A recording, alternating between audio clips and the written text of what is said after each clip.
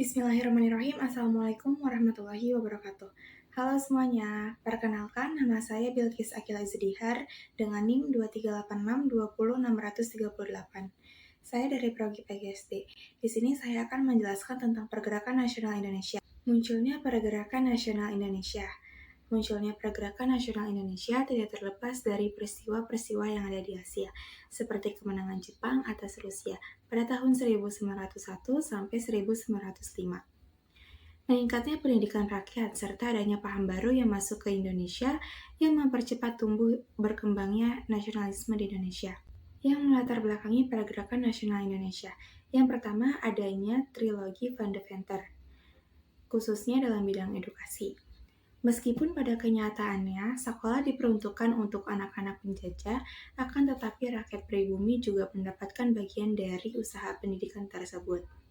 Sekolah yang diselenggarakan bagi rakyat pribumi digunakan untuk menghasilkan lulusan renah dan diangkat menjadi pegawai rendahan.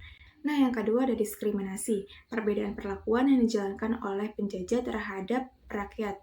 Nah, ini tuh yang membuat status sosial rakyat semakin terpuruk. Jadi, rakyat pribumi itu ditempatkan pada golongan terbawah, sedangkan rakyat penjajah ditempatkan pada golongan atas. Yang ketiga ada pengaruh paham baru. Pengaruh paham baru inilah yang dapat membuka pola pikir rakyat untuk menggunakan kemampuan melawan ketidakadilan dan perampasan hak atas bangsa, sehingga ada kebangkitan yang melawan penindasan penjajah untuk mewujudkan hidup yang merdeka. Berikutnya ada Organisasi Pergerakan Nasional Indonesia. Yang pertama ada Budi Utomo. Era kebangkitan nasional ditandai dengan lahirnya Budi Utomo pada tanggal 20 Mei 1908 yang didirikan oleh Dr. Sutomo, Suratji, dan Gunawan Mankusumo. Tujuan dari organisasi Budi Utomo adalah kemajuan bagi Hindia atau kemajuan yang harmonis bagi nusa bangsa. Yang kedua ada Sarekat Islam. Pada tahun 1911 di Laweyan Solo telah berdiri organisasi Sarekat Dagang Islam atau STI yang diketuai oleh Saman Hudi. Tujuan utama yang ingin menyaingi pedagang-pedagang Cina, pada akhirnya selain memajukan perdagangan, STI juga ingin memajukan agama Islam. Oleh karena itu, atas anjuran HOS Cokroaminoto, nama STI diubah menjadi Sarekat Islam atau SI pada tahun 1912. Yang ketiga ada Indische Partij. Indische Partij atau IP didirikan pada tanggal 25 Desember 1912 di Bandung oleh 3 serangkai. Tujuan didirikannya partai politik ini adalah mempersatukan Hindia Belanda sebagai persiapan Hindia merdeka.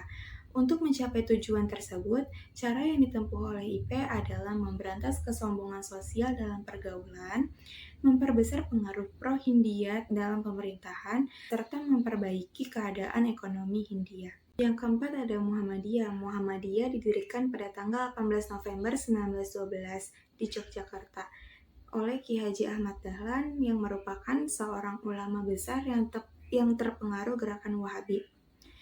Tujuan didirikannya Muhammadiyah adalah memajukan pengajaran Islam, membangun pengetahuan Islam, dan cara hidup menurut peraturan Islam, serta membantu dan meningkatkan kehidupan sosial masyarakat Islam.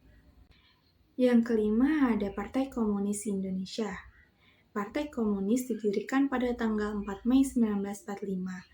Henk Sneevliet mendirikan ISDV atau Persatuan Nasional Demokrat Hindia Belanda. Anggota awal ISDV itu terdiri dari 85 anggota. Setahun kemudian anggotanya bertambah menjadi 134 anggota. Yang keenam ada Taman Siswa. Taman Siswa merupakan lembaga pendidikan nasional yang didirikan oleh Suwarji Swarjaningrat atau Ki Hajar Dewantara di Yogyakarta pada tanggal 3 Mei 1922 yang bertujuan untuk menyesuaikan sistem pendidikan dengan kebudayaan Indonesia. Yang ketujuh ada Partai Nasional Indonesia atau PNI. PNI berdiri pada tanggal 4 Juli 1927 di Bandung, didirikan oleh Insinyur Soekarno dan kawan-kawannya. Dengan tujuan utama yaitu kemerdekaan Indonesia. Tujuan ini hendaknya dicapai atas asas percaya pada diri sendiri.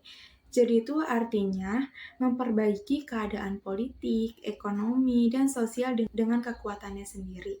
Yang kedelapan ada Gerakan Wanita. Pelopor Gerakan Wanita adalah R.A. Kartini, Putri Bupati Jepara, Aryo Sasrodiningrat. Kartini memiliki cita-cita untuk mengangkat derajat wanita melalui pendidikan dan pengajaran. Nah, untuk merealisasikan keinginannya itu, Kartini mengadakan kontak lewat surat dengan wanita Barat dan wanita di Nusantara. Di Jawa Barat muncul tokoh wanita bernama Dewi Sartika yang ingin berusaha melepaskan diri dari tradisi dan adat pingitan bagi wanita, seperti kawin paksa dan poligami. Cukup sekian penjelasan dari saya, kurang lebihnya mohon maaf. Wabillahi taufiq wal hidayah. Wassalamualaikum warahmatullahi wabarakatuh.